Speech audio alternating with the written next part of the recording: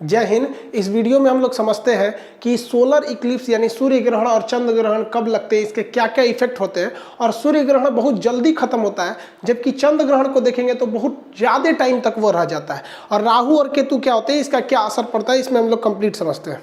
ग्रहण किसे कहते हैं? इक्लिप्स। जब किसी आकाशीय पिंड का यानी किसी ग्रह या किसी भी चीज़ का पूरा हिस्सा किसी दूसरे ग्रह से ढक जाता है या कुछ हिस्सा ढक जाता है, तो इस ढकने की घटना को हम लोग क्या कहते हैं? इक्लिप्स यानी ग्रहण कहते हैं, सूर्य ग्रहण। अब दो टाइप के ग्रहण होते हैं, सूर्य ग्रहण और चंद्र ग्रहण। देखिए, सूर्य ग्रहण को इंग्लिश में कहते हैं सोलर इक्लिप्स। ये कब लगता है, इसको थोड़ा ध्यान से समझिएगा। जब कभी भी देखिए, यहाँ तो सूर्य का प्रकाश आ रहा है, सूर्य का प्रकाश यहाँ आ रहा है, बीच यहाँ पे पृथ्वी है। जब बीच में चंद्रमा आ जाता है तो हमें सूरज का हिस्सा नहीं दिखता है, तो कुछ हिस्सा सूरज का हमें नहीं दिख पाता है। इसका मतलब ये हुआ कि सूरज के रोशनी को ये चांद बीच में रोक लिया और इस चांद की यहाँ परछाई पड़ने लगती है। ये परछाई लगभग 50 किलोमीटर एरिया में पड़ती है।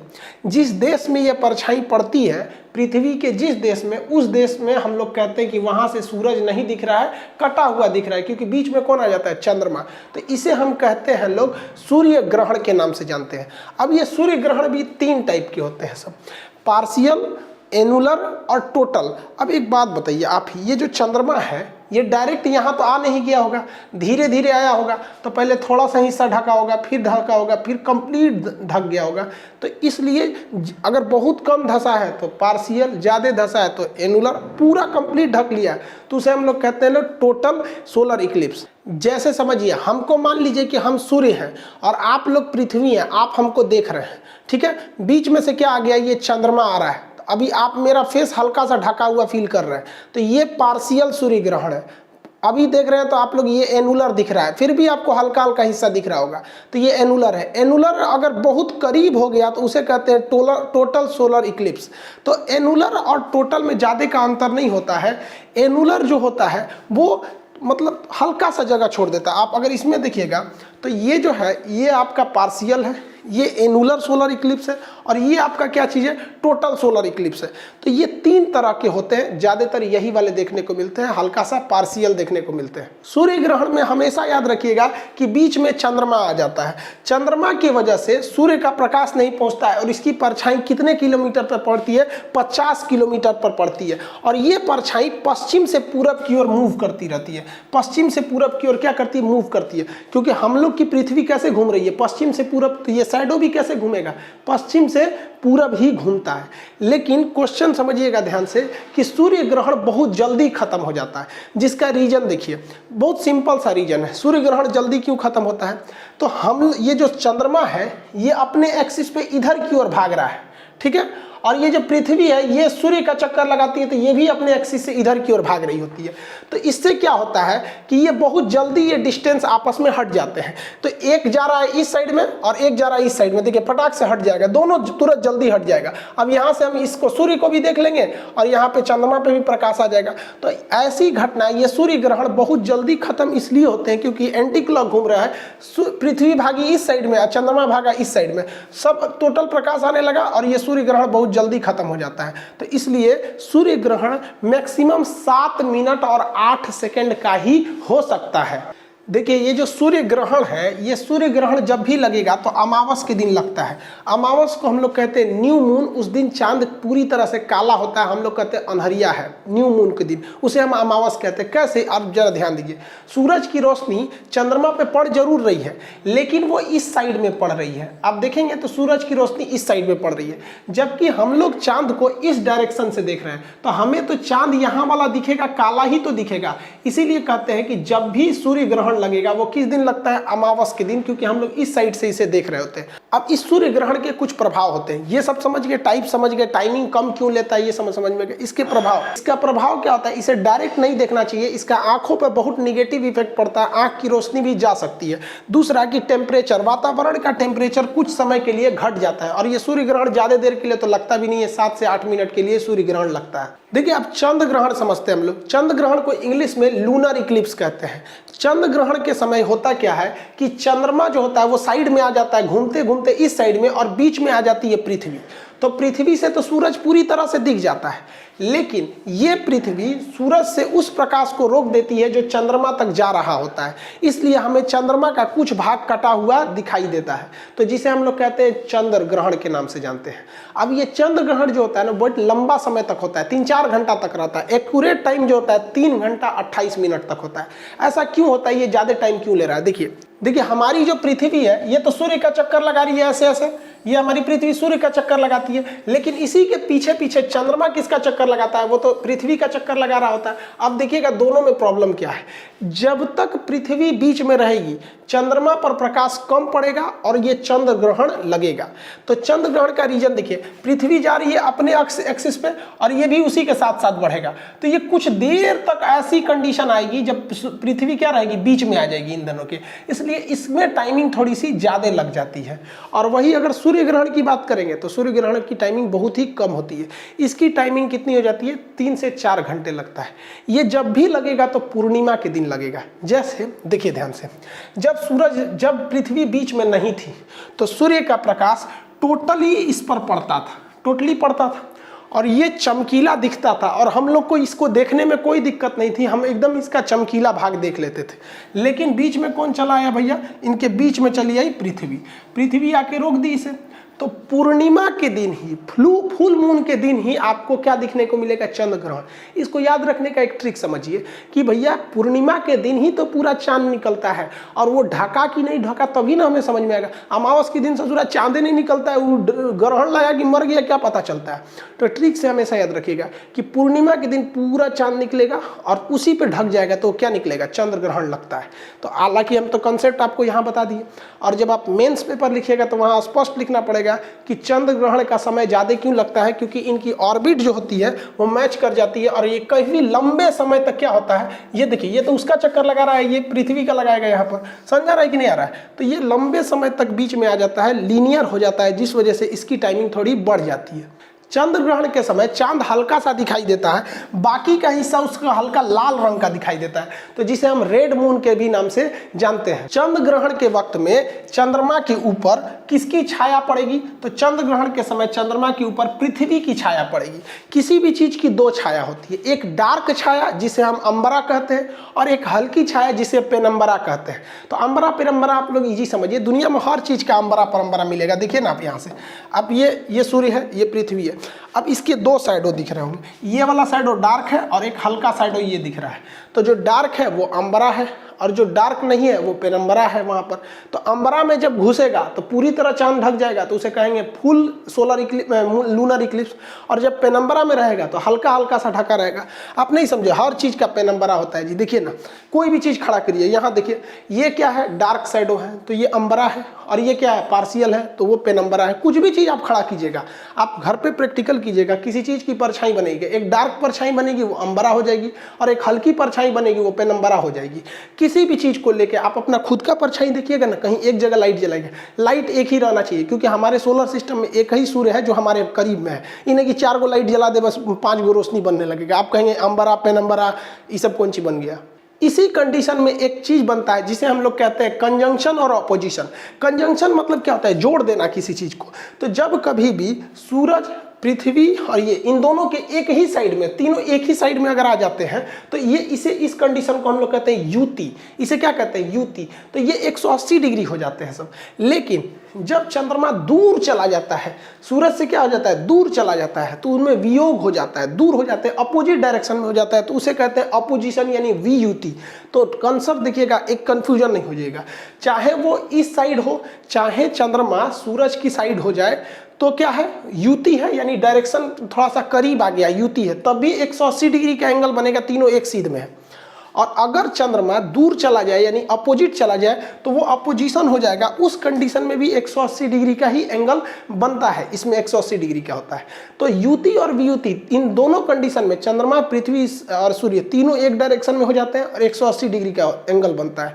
लेकिन युति में चंद्रमा सूर्य की ओर होता है और वियुति में सूर्य से दूसरी ओर होता है। देखिए, हमारे पृथ्वी पर 71% पानी है। इन पानी को चंद्रमा और पृथ्वी सूर्य अपने गुरुत्वाकर्षण से खींचते हैं, जिस वजह से समुद्र में लहरें उत्पन्न होती हैं। समुद्र में क्या होती है? लहर उत्पन्न होती है, जिन्हें हम लोग ज्वार भाटा कहते हैं, इंग्लिश में टाइड एंड ईव कहते हैं। तो पृथ्वी खींच रही है, चंद्रमा और पृथ्वी मिलकर क्या कर रहे हैं? खींच रहे हैं सब हमारे पृथ्वी के पानी को। तो इस खिंचाव को ही हम कहते हैं ज्वार भाटा। समुद्र में इन ज्वार भाटा के उत्पन्न करने में सूर्य और पृथ्वी, इन सूर्य और चंद्रमा, इनके खिंचाव बल यानी गुरुत्वाकर्षण बहुत महत्वपूर्ण भूमिका निभाता है। अब हम आपसे क्वेश्चन पूछते हैं, आप बताइए कि कंजंक्शन में तगड़ा खींचेगा या ऑपोजिशन में तगड़ा खींचेगा? बहुत तेज किस में खींचेगा? बहुत भयानक पावर से किस में खींचेगा? आप वीडियो रोक के कमेंट कर सकते हैं।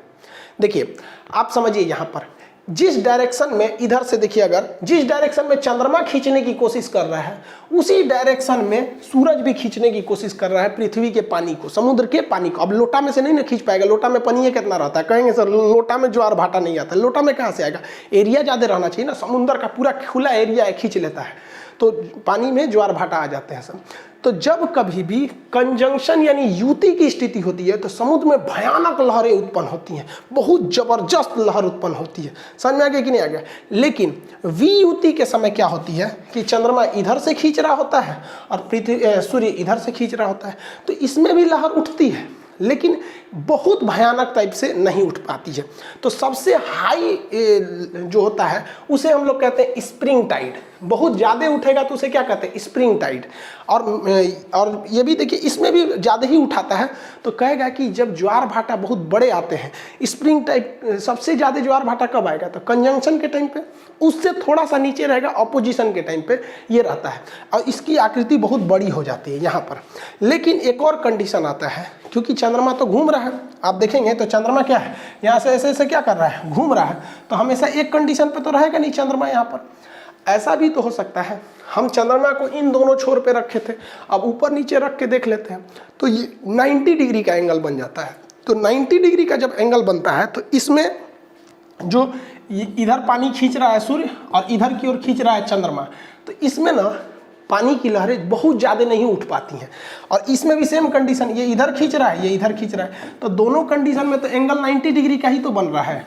तो जब 90 डिग्री का एंगल बनता है तो ऐसे ज्वार भाटा को हम लघु यानी छोटा वाला ज्वार भाटा कहते हैं, यानी नीप टाइड कहते हैं। इसमें ज्वार भाटा की ऊंचाई बहुत ही कम होती है, थोड़ा सा छोटा होता है, इस टाइप में होता है ज्वार भाटा यहाँ पर। तो इसमें खींचने में दो चीज़ों की बहुत महत्वपूर्ण भूमिका है।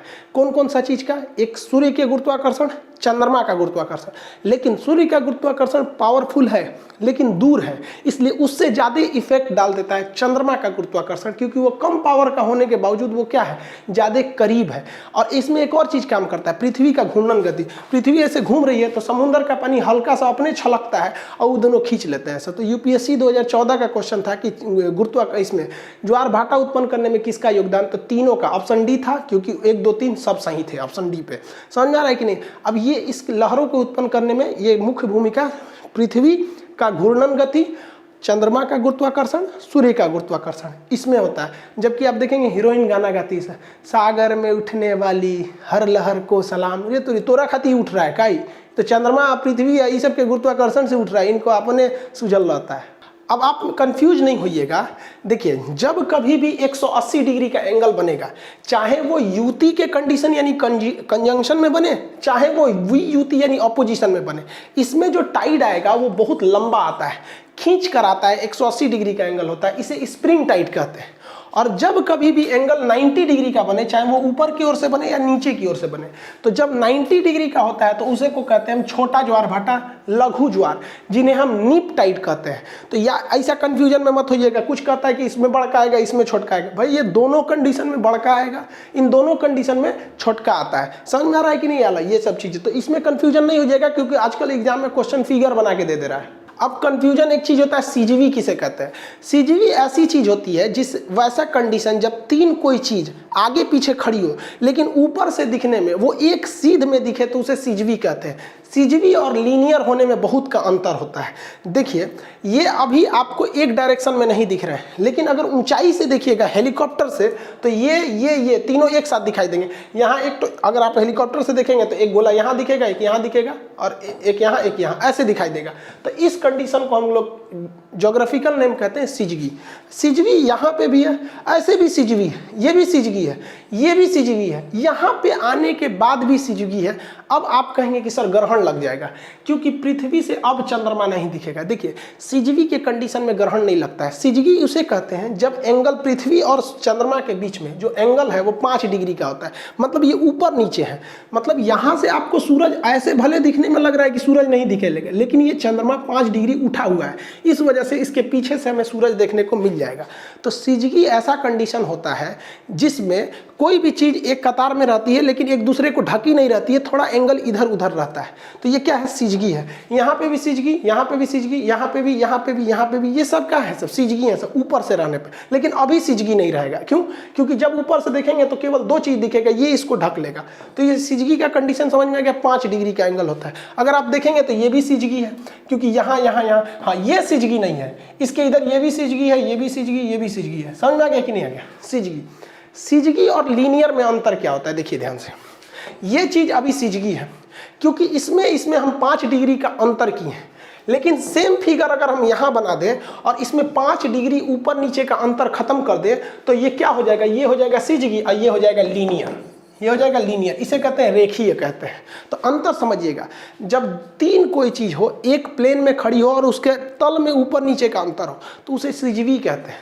लेकिन तल में थोड़ा भी अंतर ना हो, एकदम सीधे हो कि एक दूसरे को ढक ले तो उसे लीनियर कहते हैं।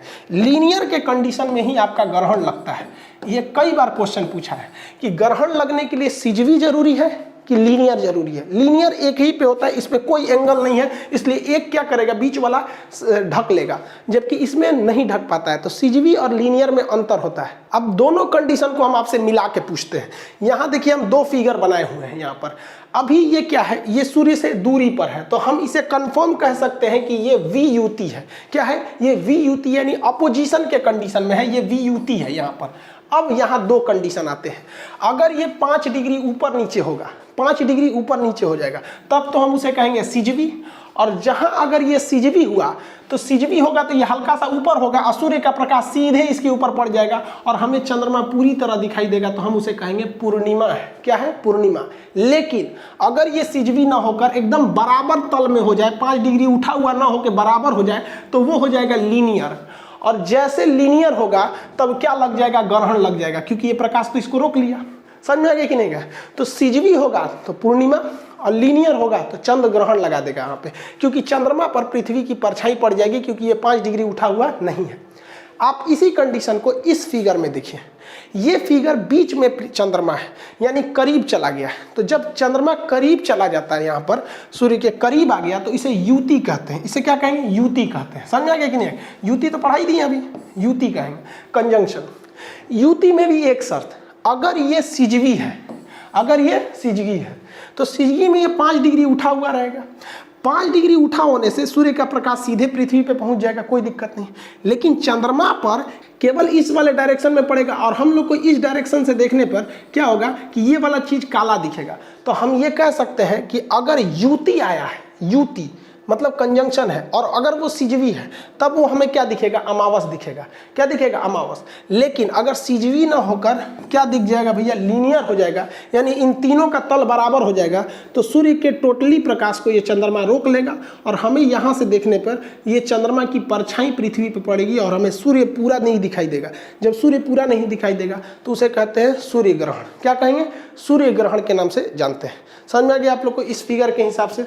अब आपके एक मन में सवाल आएगा कि अगर ये हम सूरज को देख रहे थे, बीच में चंद्रमा आ गया तो ग्रहण लग गया, तो बीच में जब ये 2 ग्रह हैं सब, बुध और शुक्र यानी मरकरी और वीनस, तो इनसे ग्रहण क्यों नहीं लगता है? क्योंकि पृथ्वी, सूर्य तो इनसे भी ढकती है। तो देखिए इसको इससे ज़्यादा नहीं ढक पाता है। रीजन समझिए, चंद्रमा जो है हमारे करीब है। जब आप हाथ को करीब लाते हैं तो बहुत बड़े एरिया को ढक लेते हैं, और दूर हाथ रखते हैं तो ज़्यादा एरिया को नहीं ढक पाते हैं। ये करीब है इसलिए ये सूरज को ज़्यादा ढक लेता है। इससे ज़्यादा बड़े ये दोनों ग्रह हैं, लेकिन ये काफ़ी दूरी पर है इसलिए ज़्यादा एरिया को नहीं ढक पाते हैं। जैसे इसको मान लीजिए कि ये कोई ग्रह है, अभी आप बताइए तो ये कितना ढक पा रहा है? इस बोर्ड को थोड़ा सा ढक पा रहा है, बहुत थोड़ा ढक पा रहा है। तो वैसे ही काम करते हैं सब ये बुध ग्रह, इतना दूरी पे है कि बहुत कम ढकता है। लेकिन अगर हम इसी को आपके करीब लाएंगे तो देखिए ना, बहुत ज़्यादा एरिया ढकते जाएगा। करीब ला देंगे तो पूरा ढक लेगा। पूरा ढक लिया कि नहीं ढक लिया? तो यही वजह है कि चंद्रमा छोटा होने के बावजूद ज़्यादा सूरज को ढक लेता है और ग्रहण लगा देता है, क्योंकि ये करीब है। और ये बड़े होने के बावजूद होते हैं, ये पूरी तरह से नहीं ढक पाते हैं क्योंकि ये दूरी पर है। तो इस घटना को हम ग्रहण नहीं कहते हैं, बल्कि इससे सूर्य ढकता नहीं है, बल्कि हल्का हल्का धब्बा धब्बा दिखता है, दो ठो गोल। तो इस घटना को हम परागमन या ट्रांजिट कहते हैं। परागमन कहेंगे या फिर ट्रांजिट कहेंगे। तो ग्रहण ये अलग चीज हो जाता है। अगर आप माइथोलॉजी यानी धार्मिक ग्रंथ के हिसाब से देखेंगे तो क्या था भाई, ग्रहण क्यों लगते हैं? तो इससे दुश्मनी थी किसकी? देखिए ध्यान से, एक अमृत का एक घड़ा मिला था कि जो पी लेगा वो कभी मरेगा ही नहीं। तो राक्षस और देवताओं में दुश्मनी चलता था। राक्षस देवता अच्छे थे, राक्षस खचरा थे सब। लेकिन दिक्कत था कि राक्षस सब बलशाली भी ज़्यादा था सब। तो देवताओं ने एक प्लान बनाया, विष्णु भगवान ने प्लान बनाया था कि ये अमृत जो है ना, हम देवताओं को पिला देते हैं। तो देवताओं को एक अलग लाइन में रख कर ये अमृत पिलाया जा रहा था। तो इसी में ससुरा एगो राक्षसवा बहुत खचरा था, वो घुस के इसी में लाइन लगा के बैठ गया। इसमें जब घुस गया ना तो ये लाइन से पिलाते पिलाते इहो पी लिया। ससुरा कहीं का राक्षसों अमृत पी लिया। अब तो कुछ भी करिए मरेंगे नहीं यहाँ पर। अब क्या करेंगे? तब तक पीछे से देख रहे थे सब इनको। सूर्य देख रहा था और कौन देख रहा था? चंद्रमा देख रहा था। ये दोनों देख रहे थे सब और इशारा कर दिए से, दूर लोल कहीं का एकरा पिया दे लो, अभी मरबे नहीं करेगा, अब क्या होगा? तो ये ससुरा जो था इन दोनों पर पिनिक गया कि तेरा ढेर नौटंकी सूझल है। तब तो विष्णु भगवान अपना चक्र चला दिए, जिनको सुदर्शन चक्र, और ये जो ग्रह था, ये जो राक्षस था, इसका सर कट गया। इसका सर क्या हो गया? कट गया। लेकिन ये मरा नहीं, क्योंकि अमृत पी चुका था, मरा नहीं। लेकिन सर कटने की वजह से शक्ति खो दिया। और ऊपर का कहलाता है राहु और नीचे का कहलाता है केतु। ऐसी पौराणिक कथाओं में ऐसी चर्चा है। यहाँ पर हमारा काम ज्योग्राफी पढ़ाना था, वो पढ़ा दिए। इसको मानिए चाहे मत मानिए, वो आपका काम है यहाँ पर। तो राहु और केतु, तो कहा जाता है कि जब चंद्रमा जो होता है, तो ये राहु और केतु का सर किसके वजह से कटा था? तो चंद्रमा के वजह से और सूरज की वजह से, क्योंकि यही इशारा कर दिए थे सब। इसलिए राहु और केतु इन दोनों को कहते हैं कि तो हम देख लेंगे, औकात दिखा देंगे। तो इन्हीं की औकात दिखाने को हम कहते हैं सूर्य ग्रहण और चंद्र ग्रहण।